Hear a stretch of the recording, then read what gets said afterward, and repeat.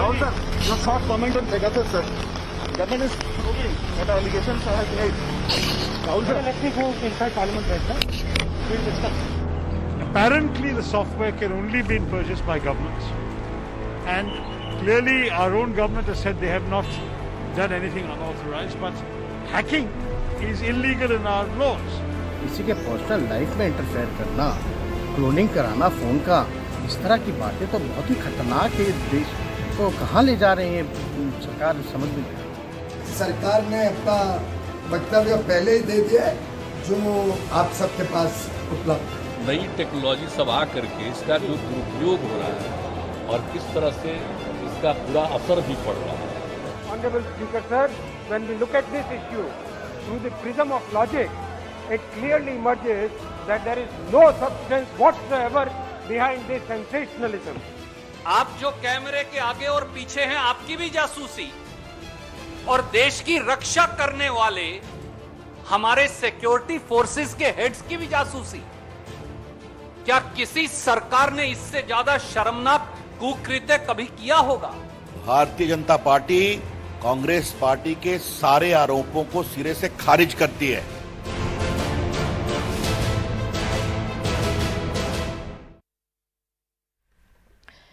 नमस्कार। देश के गृह मंत्री अमित शाह ने बस कुछ ही पलों पहले ट्वीट कर लिखा है कि विघटनकारी और अवरोधक शक्तियां अपने षड्यंत्रों से भारत की विकास यात्रा को रोक नहीं पाएंगी। मॉनसून सत्र देश में विकास के नए मापदंड स्थापित करेगा। उन्होंने पूरा लेख ट्वीट के साथ जोड़ा है, जिसमें उन्होंने संसद में व्यवधान और आप क्रोनोलॉजी समझिए तक तमाम चीजें लिखी हैं और ये भारत के विकास में विघ्न डालने वालों की, भारत के विकास के अवरोधकों के लिए एक रिपोर्ट है।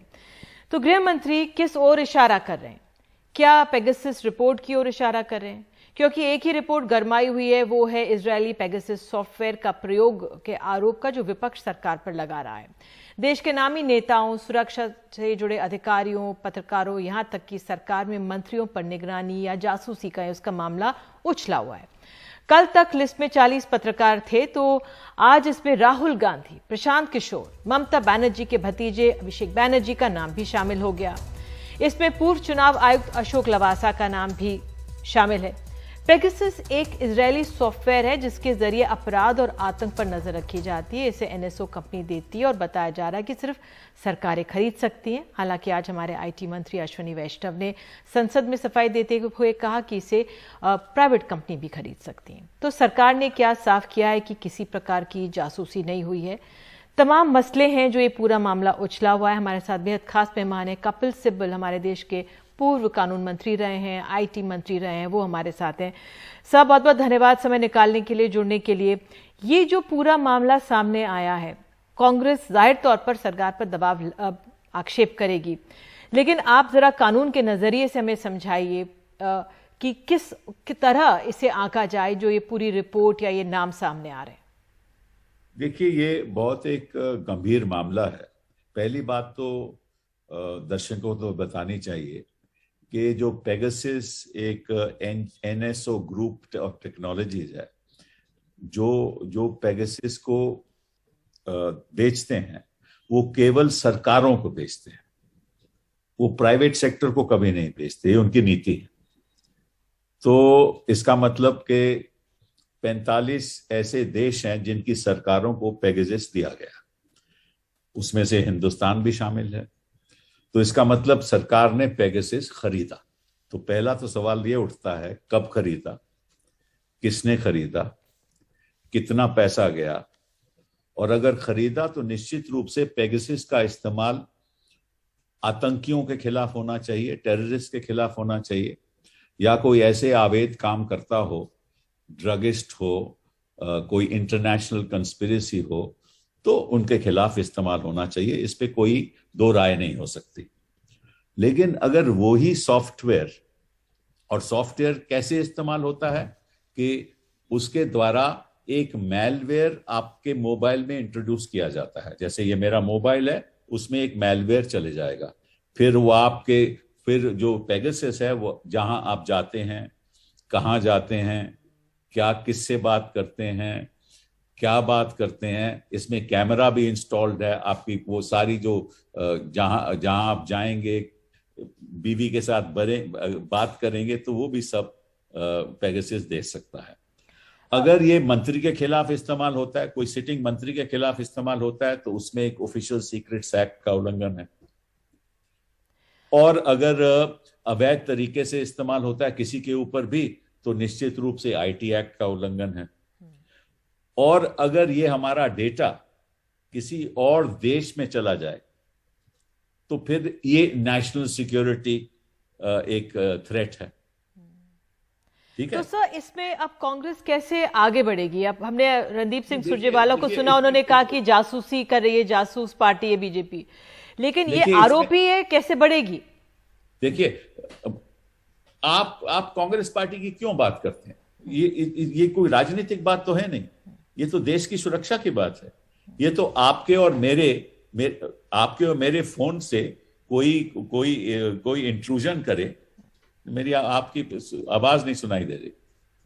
जी, मैं आपको सुन रही हूं सर। मैं कह रहा हूं कि इसमें कोई पार्टियों की बात थोड़ी ना है, दलों की बात थोड़ी ना है। ये पेगासस का इस्तेमाल कब हुआ? 2017 से लेकर 2019 तक। उस दौरान में क्यों इस्तेमाल हुआ? क्योंकि 19 में इलेक्शन थी। जब इलेक्शन थी और इसके लिए अगर इस्तेमाल किया जा रहा है तो निश्चित रूप से उसका कोई मकसद होगा। उस समय क्यों इस्तेमाल किया गया, किन लोगों के ऊपर किया गया? बिल्कुल सर, कहते हैं सर, लेकिन आज हमारे जो नए आईटी मंत्री हैं उनकी तरफ से संसद में पूरी एक सफाई आई। उन्होंने पहले तो इसके बताया कि report itself clarifies presence of a number does not amount to snooping. उन्होंने एक वाक्य बोला है, आपने तो आप जानते ही होंगे कि the presence of a phone number in the data does not reveal whether the device was infected with Pegasus और subject to an attempted hack. मैं आपसे ये समझना चाह रही हूँ कि सरकार अपनी तरफ से पूरी सफाई दे रही है, वो कह रही है कि एनएसओ और कंट्रीज, वेस्टर्न कंट्रीज को जाता है, लेकिन अगर ये हमारे देश में हमारे नेताओं के खिलाफ, सुरक्षा से जुड़े अधिकारियों के खिलाफ, बड़े पत्रकारों के खिलाफ अगर इस्तेमाल होता है तो इसका असर क्या, इसका परिणाम क्या? यही तो मैं आपने बताने जा रहा था।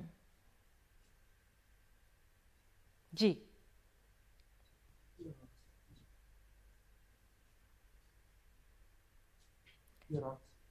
देखिए, यही तो मैं बताने जा रहा था कि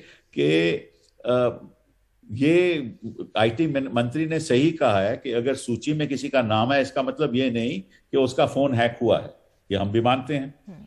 तो यही तो जांच करनी चाहिए कि किन किन लोगों के फोन हैक हुए और किसने किए और क्यों किए, यही तो जांच है।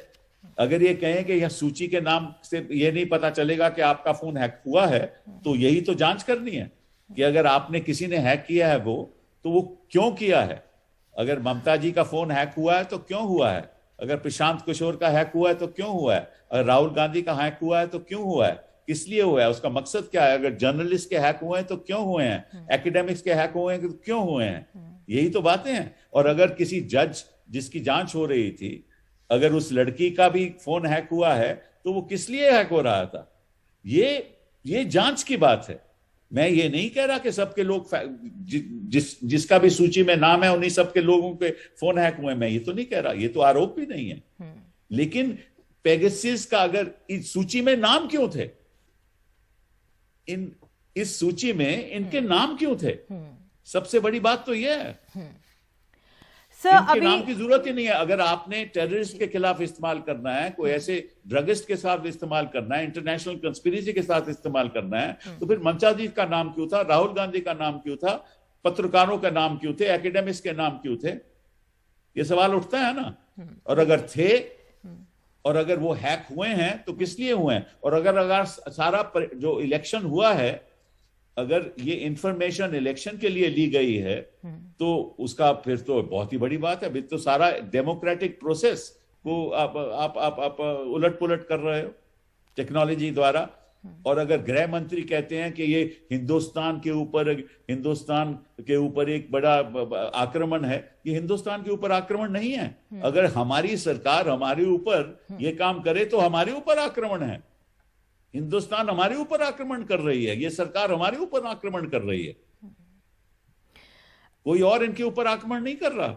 वो तो बता रहे हैं तो हमारी सरकारें विश्व में सरकारें करती क्या हैं, उन 45 देशों में सरकारें करती क्या हैं। शर्मनाक ये बात है कि उस देश में हमारे देश का भी नाम। बिल्कुल, आपका ये सही कहना है कि उस सूची में हमारा देश का नाम क्यों आया। सर, एक और सवाल जो मैं आपसे कहना चाहूंगी, अभी जो गृह मंत्री अमित शाह उन्होंने जो ट्वीट दिया उसमें एक आर्टिकल उन्होंने जोड़ दिया, उसमें एक वाक्य का प्रयोग है, आप क्रोनोलॉजी समझिए। अक्सर राहुल गांधी के लिए बोलते हैं क्रोनोलॉजी समझिए, तो अमित शाह ने भी इस लेख में लिखा है आप क्रोनोलॉजी समझिए, ये भारत के विकास में विघ्न डालने वालों की, भारत के विकास के अवरोधकों के लिए एक रिपोर्ट है। तो गृह मंत्री किसको समझा रहे हैं क्या?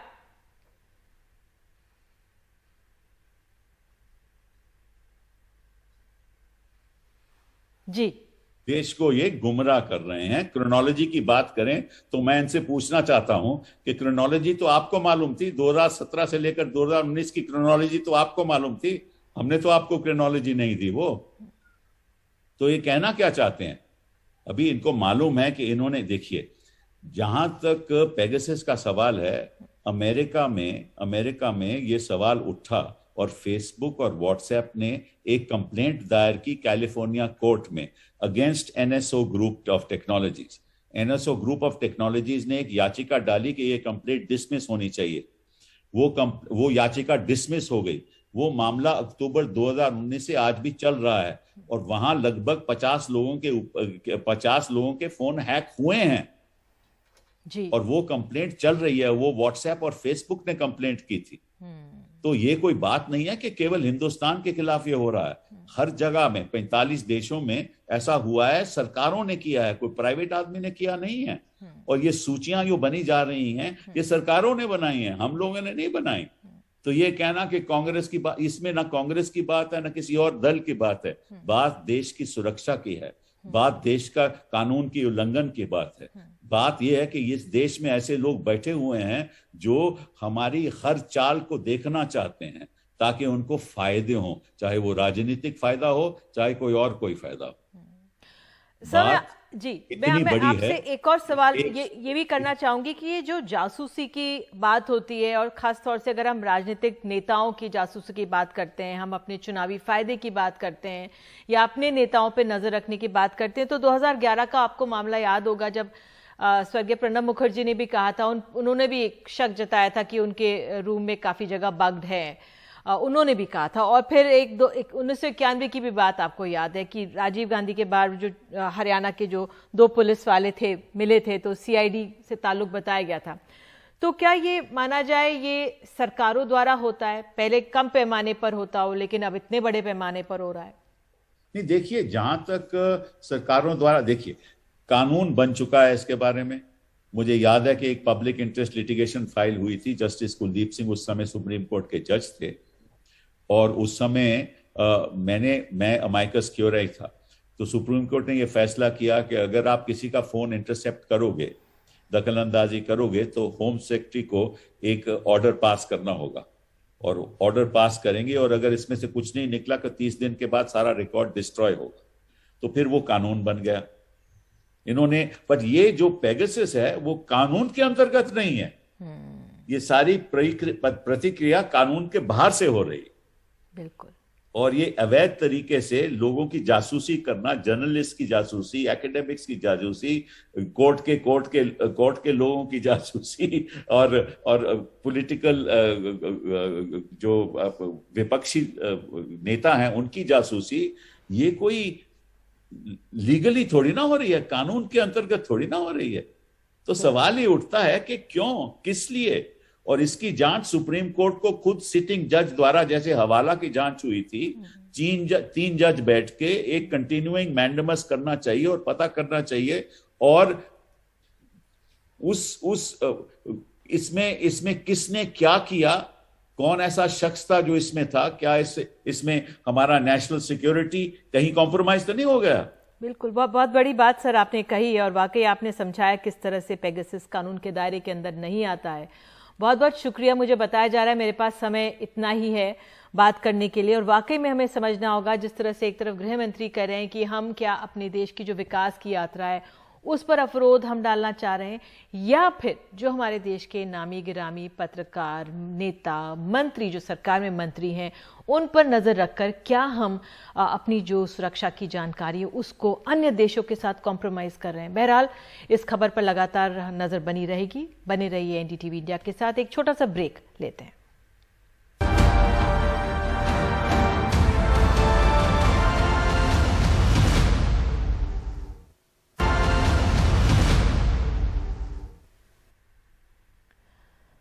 और हम बात कर लेते हैं दिल्ली और एनसीआर में बीती रात से कई इलाकों में जिस तरह से बारिश हुई है। इतने लंबे समय के बाद बारिश का इंतजार कर रहे दिल्ली वासियों को मुझ भरी गर्मी से राहत तो मिली है, लेकिन सड़कों पर आप देख सकते हैं, इतनी तस्वीरें आपके सामने, जल भराव किस तरह से हो गया। और जब सुबह लोग निकले थे तो बहुत ट्रैफिक जैम का उनको सामना करना पड़ा। वहीं दिल्ली के पुल प्रहलादपुर इलाके में अंडरपास में बारिश से भरे पानी में डूबने से एक 25 साल के युवक की मौत भी हो गई। लड़का वीडियो बनाते हुए पानी में चला गया था। वहीं दिल्ली के द्वारका इलाके में सड़क में एक पुलिस वाले की गाड़ी ही बिल्कुल समा गई। पुलिस वाले की जान उसमें बाल बाल बची है।